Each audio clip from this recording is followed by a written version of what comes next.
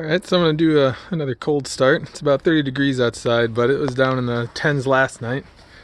So just looking at block temperature, we've got, hard to tell, but about 22 degrees Fahrenheit. Back here we got 21 degrees Fahrenheit.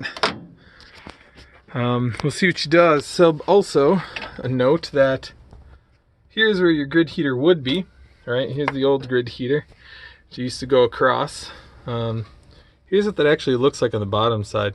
You've got two of those just massive copper coils that just got straight battery voltage. There used to be two relays sitting right around here. However, removed it for airflow reasons, and still starts in the winter. Not great, but I don't drive it that much in the winter anyways. And water methanol injection pump, tank. We'll see what she does.